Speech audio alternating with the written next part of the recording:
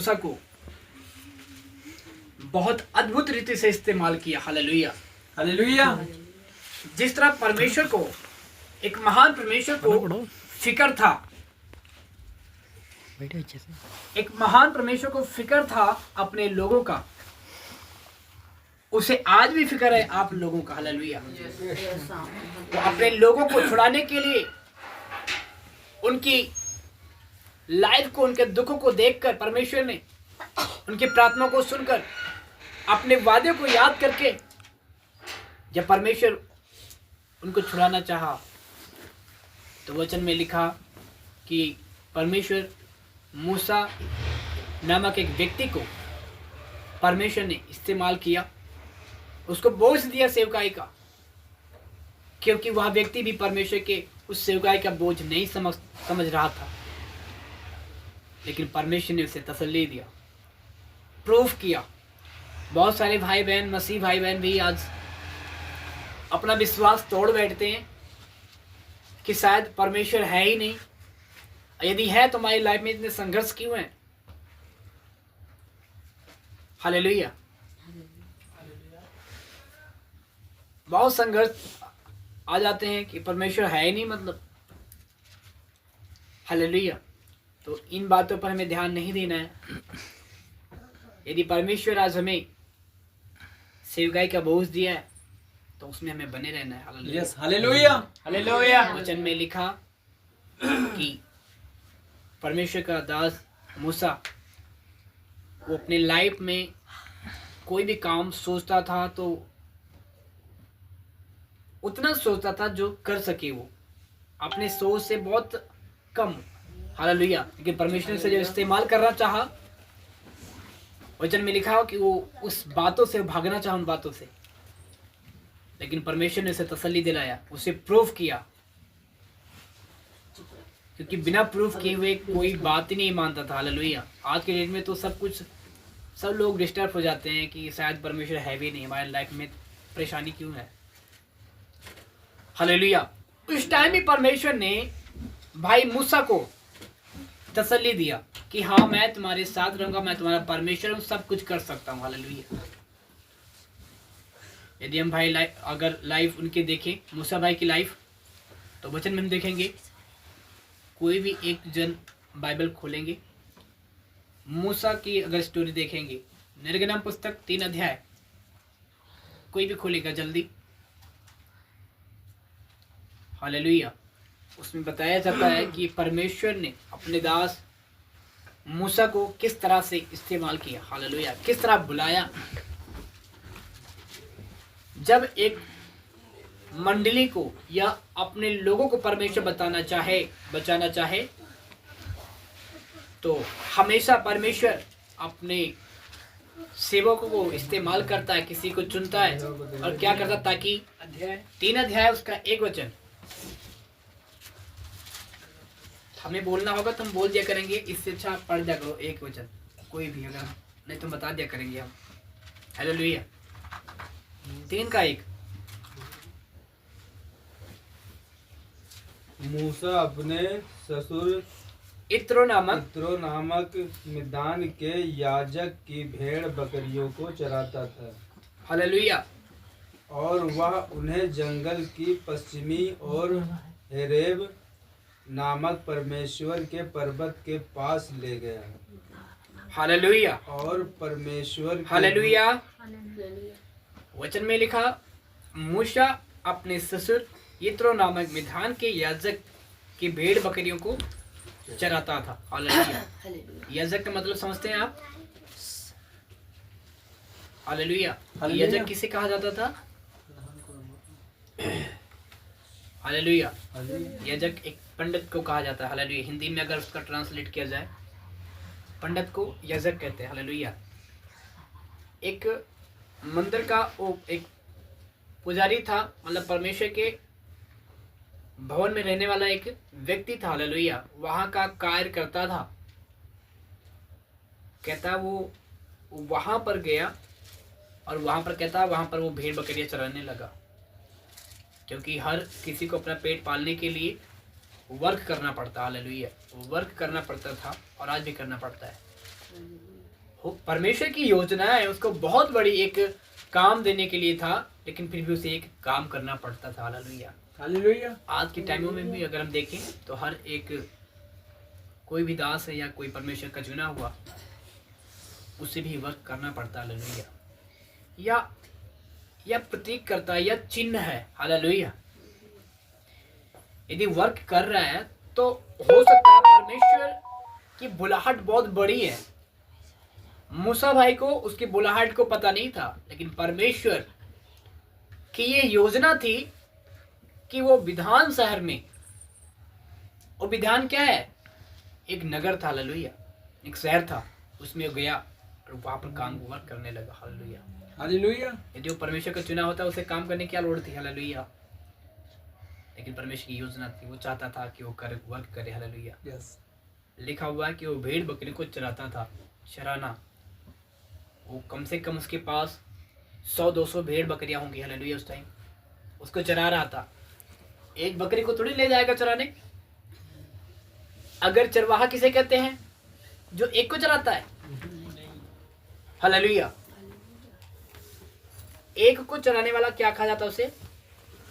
वो तो घर में भी हम चरा सकते हैं उसे। हालेलुया, समझ रहे हैं हम? यदि उसे चरवाहा नहीं बोला जाएगा। हालेलुया, चरवाहा उसे बोलते हैं कि जो अधिक को, एक से अधिक को उसका केयर करता। हालेलुया, उसे कहते हैं चरवाहा। और चरवाहा का काम है कि मतलब उसकी केयर करे,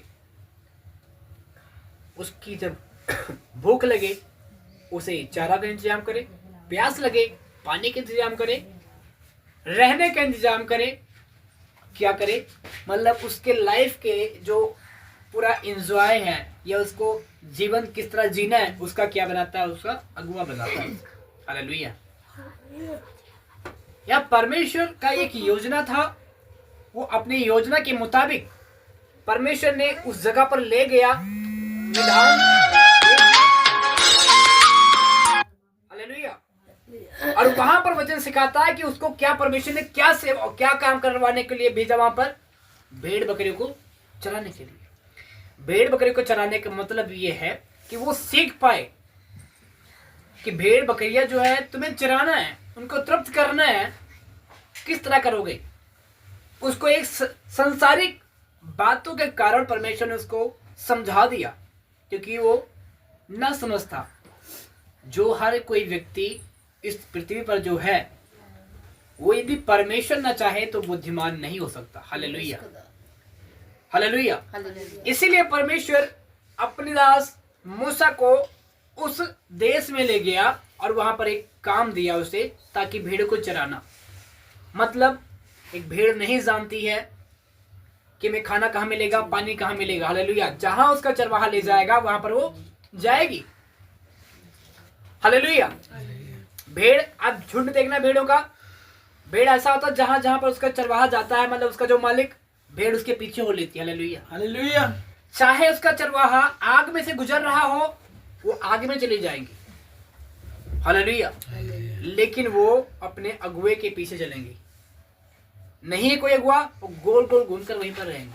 आप इन बात को नोटिस करना। हालेलुया, तो परमेश्वर मूसा को ये बातें सिखाना चाहता था कि जो हमारे लोग फंसे पड़े हुए हैं, जो हमारे लोग हैं इजरायली, जो हमारी प्रजा है, वो एक फंसी पड़ी हुई है। उसका कोई अगुवाई करने वाला कोई अगुवा नहीं है। Hallelujah, hallelujah. चरवाहे का मतलब क्या होता है? एक अगुवा। और परमेश्वर उसे बताना चाहता था, समझाना चाहता था कि देख ले, भेड़ जो है होती हैं, ये बिना अगुवे के चल नहीं सकती। और तुझे हमारे कलीसिया के लिए, हमारी भेड़ों के लिए तुमको मैं क्या बनाऊंगा? एक चरवाहा बनाऊंगा। हालेलुया, वचन में लिखा कि परमेश्वर ने उसको वहां पर लेकर गया और सिखाना शुरू किया। और अब भाई मूसा वहां पर चराने लगा, और जब वो समझ पाया कि अच्छा भेड़ हमारी क्या होती है, हमारे बिना कहीं नहीं जाती है। समझ आ रही है मेरी बात? नहीं? यस।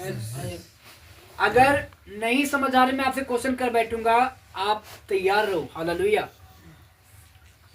एक चरवाहा के बिना भेड़ नहीं चल सकती। परमेश्वर ये चीज सिखाना चाहता था कि मेरे लोग भी भेड़ हैं, उनको दिख नहीं रहा रास्ता, इसलिए मैं तुझे इस्तेमाल करूंगा, मैं तुझे एक अगुआ बनवाऊंगा, चरवाहा बनाऊंगा, एक पास्टर बनाऊंगा, दास बनाऊंगा, ताकि तू उनको बताए रास्ता कि किधर चलना है। हालेलुया। तब वहां से मैं उनको छुड़ा लूं। उनको छुड़ाने के लिए परमेश्वर उसकी तैयारी कर रहा था। ये बात नहीं कि परमेश्वर वहां ले गया था, उसके काम करवा रहा था, दूसरे जहां भेज दिया। परमेश्वर को परवाह थी उसकी। हालेलुया। परमेश्वर ने दर्शाया कि हाँ देख, ऐसे ऐसा होना पड़ेगा कि जो भेड़ है, जो कलीसिया है, बिना एक पास्टर, बिना एक अगुए के बिना नहीं चल सकती। उनके लिए जरूरी है।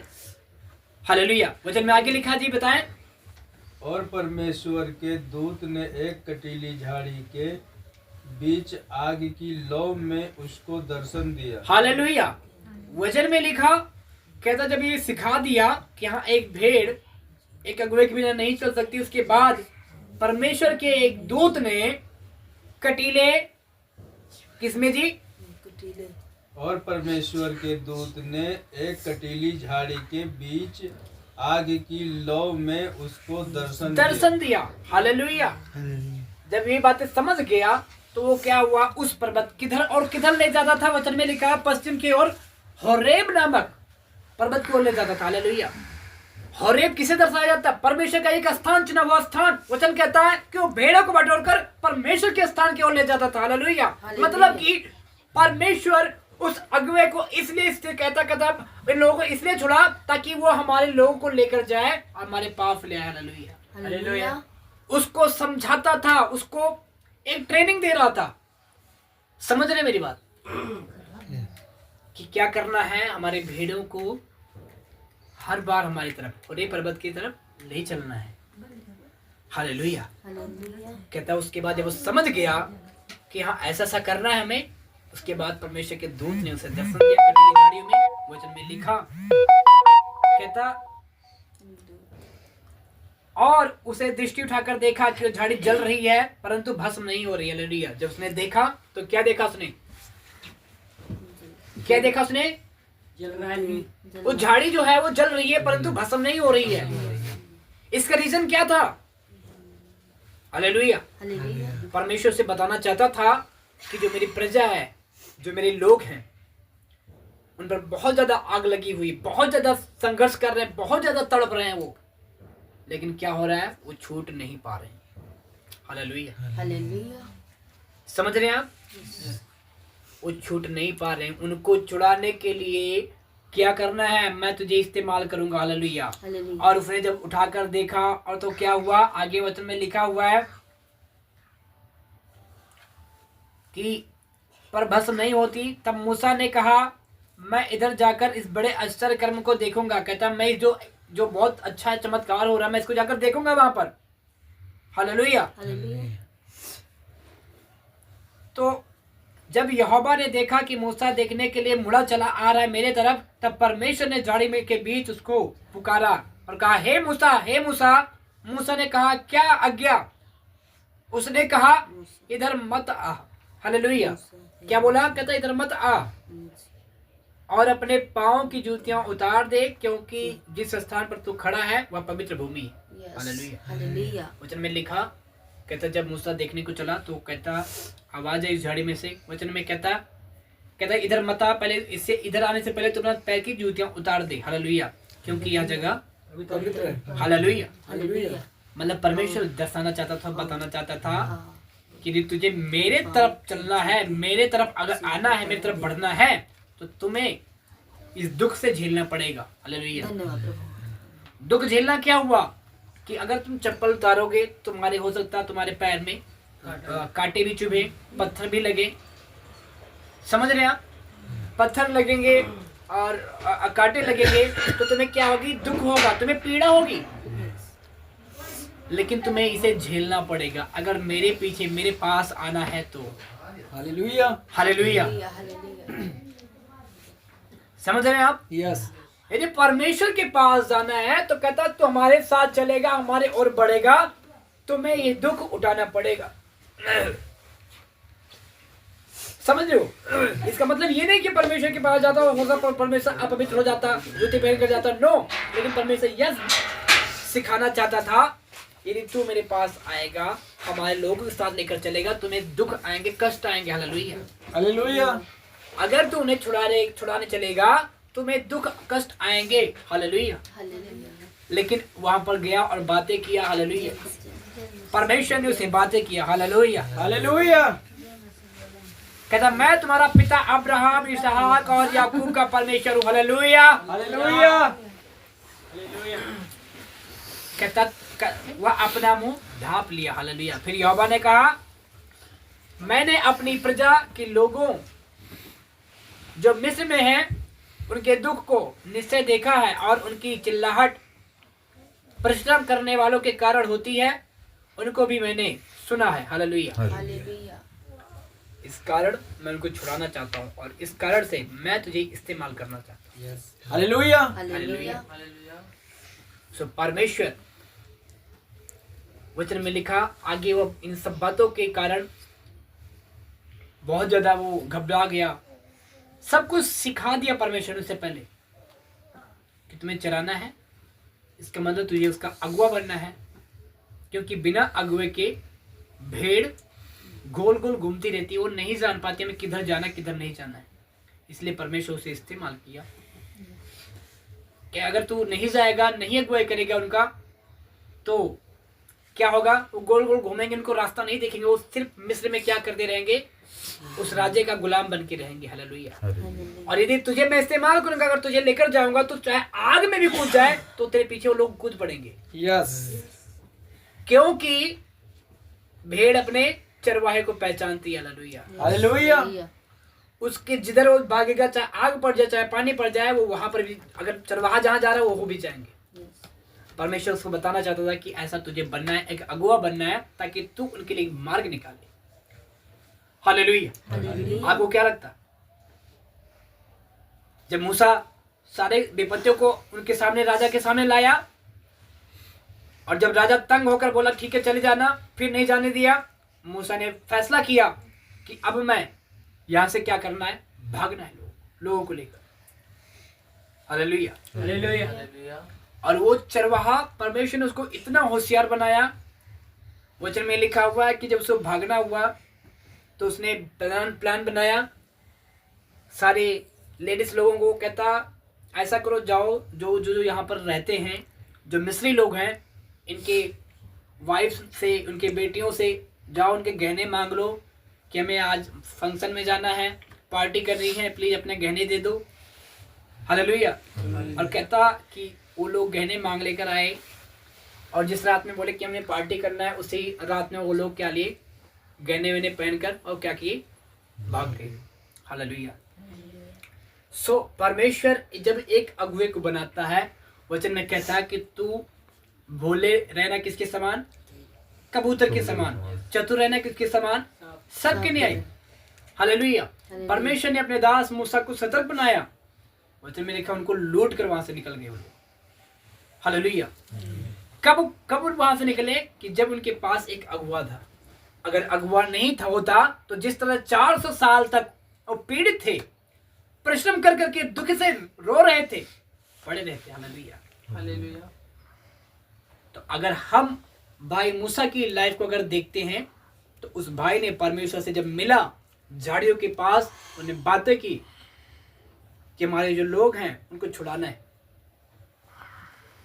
तो वचन में लिखा कि वो भाई बोलता परमेश्वर मैं तो ऐसा काम कर नहीं सकता, मैं तो भद्दा बोलता हूं, और हम ऐसा नहीं काम कर पाएंगे। परमेश्वर ने इसे सहारा दिया कि देख मैं तेरा परमेश्वर हूं, जो तुम्हारे बाप दादा का भी परमेश्वर हूं, मैं तुम्हारी हेल्प करूंगा। तो बोलना नहीं जानता, मैं उसका इंतजाम करता हूं, लेकिन सेवा तेरे से ही लेना। हालेलुया।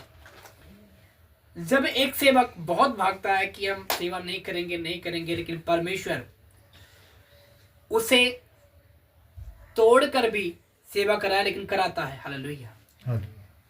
कहता ना बोल नहीं पाता हूँ, ठीक है तेरे लिए कोई बहाना, मैं एक भाई को कहता मैं तेरे भाई को साथ करता हूँ, जो भी बातें होगा दूसरे से बोलना होगा ये समझाएगा, लेकिन काम तेरे से ही लेना। हालेलुया। बोलता है यार तो फंस गए हम। हालेलुया। और उसने बोला ठीक है प्रभु, यदि आप ऐसा कहते तो हम तैयार हैं सेवा के लिए। हालेलुया। वो नहीं बोल पाता था, तुतलाक वचन में लिखा तुतला के बोलता था वो प्रॉपर बोल नहीं पाता था, लोगों के सामने खड़ नहीं सकता था, उसके इतनी अंदर कॉन्फिडेंट नहीं था कि लोगों के सामने बात कर सके। हालेलुया। लेकिन परमेश्वर के बोलने के कारण, उसकी अगुवाई पाने के कारण वो तैयार हो गया। हालेलुया कि हाँ हम प्रभु हम आपकी सेवा करेंगे। उसने क्या किया, उस सेवकाई को समझा, उसने बोझ लिया। एक राज, आपको क्या लगता कि एक राजा के सामने जाना, उससे बहस करना छोटी बात है? आज के डेट में समझ लो कि मोदी से हम बहस कर रहे हैं, उससे हम पंगा ले रहे हैं। उस टाइम राजा होता था, लेकिन परमेश्वर की आज्ञा के कारण उस जाता था और राजा से भी भिड़ जाता था कि वो राजा मेरे लोगों को जाने दे, नहीं तो मैं तेरा देश बर्बाद कर दूंगा। इतना बोलने के लिए साहस होना चाहिए। लेकिन वो सिर्फ परमेश्वर पर आस रखा, सेवकाई का बोझ लिया था, इसलिए और राजा से भी एक बार नहीं 10 बार उसने पंगा लिया। कितनी बार? 10 बार पंगा लिया उसने। उस राजा खतरे के मुंह में जाना। हालेलुया। तो जब परमेश्वर तुम्हें एक सेवकाई देता, तब आप उसे एक बोझ लेकर यदि नहीं निभाते हैं तो आप उसे पूरा नहीं कर पाएंगे। यदि बोझ लेंगे तो भाई मूसा के नहीं, आप भी ब्लेस और फलवंत होंगे। हालेलुया। आप जीत हासिल करोगे। पूरी बाइबल इस बात पर टिकी है कि मूसा ने लाल समंदर को 2 भाग किया। हालेलुया। उसने उस सेवकाई को पहचानना, उसका बोझ लिया, इस कारण से वो समंदर को भी 2 भाग कर दिया। हालेलुया। आपके लाइफ में कितना भी बड़ा समंदर हो, कितनी बड़े पहाड़ हो, यदि परमेश्वर आप आज्ञाओं पर बने हो, उसके सेवकाई को पहचान रहे हो, यदि बोझ लिए हो, तो आप पहाड़ों को भी चीर दोगे, समंदर को भी चीर दोगे। हालेलुया। आपके लाइफ में सिर्फ एक बोझ होना चाहिए परमेश्वर के कामों का। हालेलुया। हालेलुया। आपका परमेश्वर कभी भी आपको अकेला नहीं छोड़ेगा, आपके साथ रहेगा। हालेलुया। तो हमें अपने लाइफ में जो सेवकाई परमेश्वर ने दी, उसमें हमें राजी रहना है। आपको कभी भी अपनी मनमानी नहीं करना कि हम साइड हो जाएं या हम ठीक है कोई बात नहीं हम कर लेंगे। हालेलुया। कहता वो चाहे आपको सीधे करा ले, चाहे टेढ़ा करा ले, लेकिन कराएगा आपसे ही, यदि आपको चुना है तो। हालेलुया। हालेलुया। अच्छाई इसी में है कि जैसा वो कह रहा है आप वैसे ही कर लो। हालेलुया। हालेलुया। समझ रहे हैं आप? नहीं तो भाई योना की लाइफ की जैसी बात आपकी भी होगी। योना भाई भी ऐसा करता, ठीक है प्रभु, कहता बेटा योना मेरे काम के लिए, मेरे सुसमाचार के लिए निनवे शहर को जा।